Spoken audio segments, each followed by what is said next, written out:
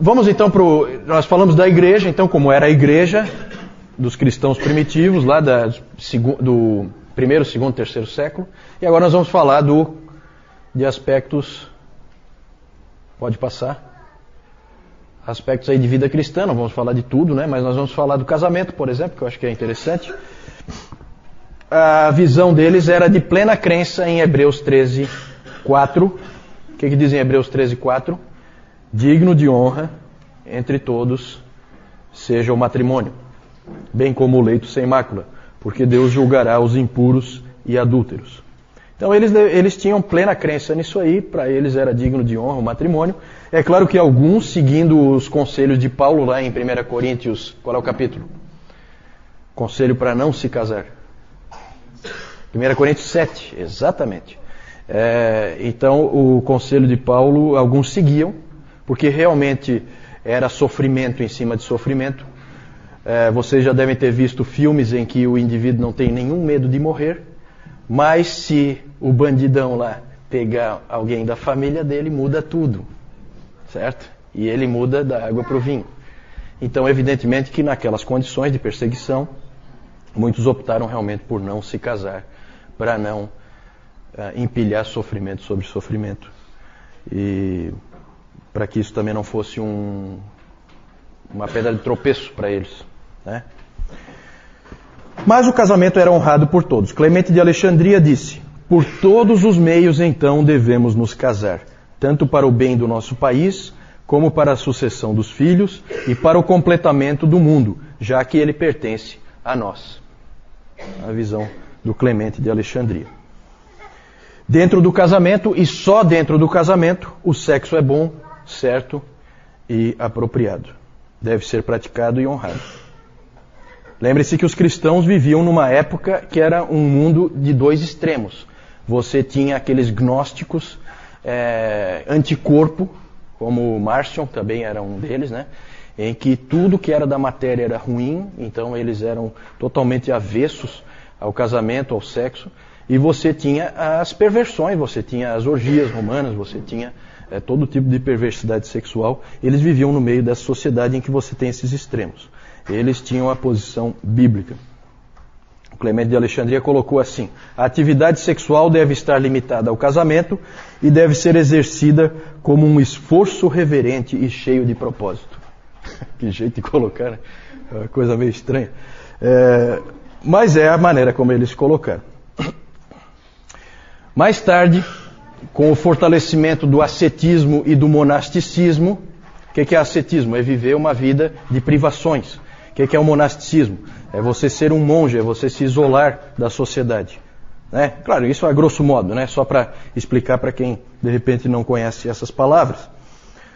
Com o fortalecimento desse pensamento, o pensamento do ascético e do celibato e do monasticismo, o celibato começou a ganhar força. O que é o celibato? Vocês aqui sabem? O que é um indivíduo celibatário? É um indivíduo que escolheu não se casar. Ele não se casa. Então o celibato foi ganhando força ao longo do tempo e logo Hebreus 13, 4 foi ficando um pouquinho diferente. Em vez de ser digno de todos seja o matrimônio, digno de honra entre todos seja o matrimônio, bem como leito sem mácula, começou a ficar digno de honra entre todos seja o matrimônio, mas o celibato ainda mais. E depois de mais um tempo, já mudou de vez, né? Digno de honra entre todos seja o celibato e o matrimônio seja tolerado. É mais ou menos assim que ficou o pensamento, né, da igreja. Isso aí nós vamos ver que vai acontecer. Tá? Mas no início não, tá? No início a gente tinha uma visão bem boa, bem clara a respeito do casamento. Vamos falar próximo aí da sociedade. Eles tinham já essa tensão. O grande problema da vida do cristão em sociedade é a tensão dele com o mundo. Continua sendo um problema para nós também, pelo menos deveria ser, para muita gente já não é mais, né? Essa tensão entre o mundo, nós estamos no mundo, mas nós não somos do mundo. Essa tensão nós fomos colocados nela pelo nosso Senhor, não é? Ele pediu expressamente para o Pai que não nos tirasse do mundo, mas que nos livrasse do mal. Então a gente vive essa tensão. O Diogneto, ele diz o seguinte: nós pertencemos a este mundo, nós somos cidadãos deste mundo. Nós fazemos, dentro dos limites da nossa fé, todas as coisas que as outras pessoas fazem. E ao mesmo tempo, nós somos estrangeiros. Então é difícil, sempre isso aí traz dificuldades, traz problemas. Um aspecto interessante a respeito dos cristãos na sociedade é que eles eram pró-vida. E tem assim uns fatos bem interessantes que os cristãos, eles começaram a ser conhecidos por serem as pessoas que ajuntavam as crianças que eram jogadas fora.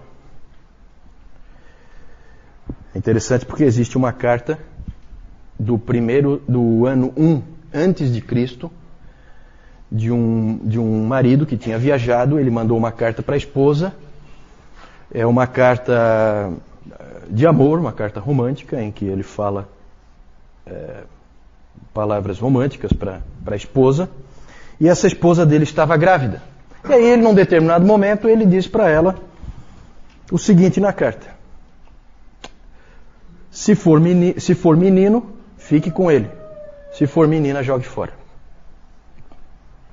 É muito interessante porque essa era a cultura da época. E não é só assim como hoje a gente sabe de coisas que acontecem, por exemplo, na China, que as meninas são jogadas fora e os meninos não. Não, meninos eram jogados fora também, certo? Porque é aquela coisa, gravidez indesejada e tal, e então havia essa cultura de se jogar fora o filho, né? Uma coisa horrível. E é interessante porque isso aí acabou sendo uma oportunidade de testemunho para os cristãos, porque aí quem é que ia lá juntar a criancinha? Os cristãos. Eles iam lá e adotavam então aquela criança, porque eles eram pró-vida desde o início. Eles eram também contra o aborto, que também era praticado. Só que o aborto era menos praticado do que jogar o filho fora. Por que será?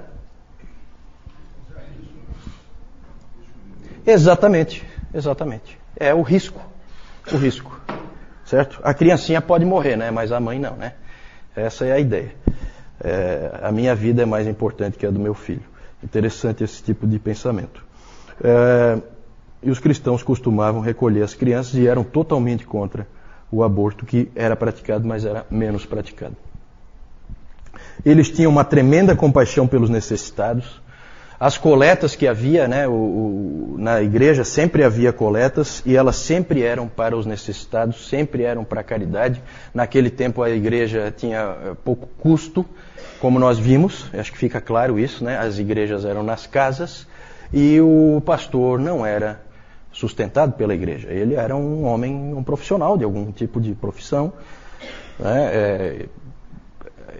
Desde todo tipo de profissão você tinha presbíteros e bispos, que até é interessante porque no terceiro século nós temos registro de um bispo de Roma, bispo mesmo, o presbítero principal de Roma, era um sujeito chamado Calisto, que era um escravo. Vejam como a igreja era, desde o início, ela foi assim uma sociedade diferente das outras, em que um escravo poderia chegar ao posto mais alto dentro da igreja, porque não é questão de mérito pessoal, mérito mundano. É uma questão realmente de vida espiritual. Então eles cuidavam dos necessitados, cuidavam dos órfãos, cuidavam das viúvas, dos prisioneiros, dos necessitados. Também eram pró-decência e pró-pureza. Buscavam sempre a pureza como uma virtude. Então eles evitavam de participar naquelas festividades do Império Romano, porque sempre havia imoralidade ali, então eles não participavam. Vocês viram que eles eram inclusive acusados de serem antissociais, de serem não patrióticos por causa disso. Nós falamos disso domingo passado. Mas nós podemos resumir dizendo que os cristãos eram radicalmente pró-generosidade e pró-pureza. Pode seguir?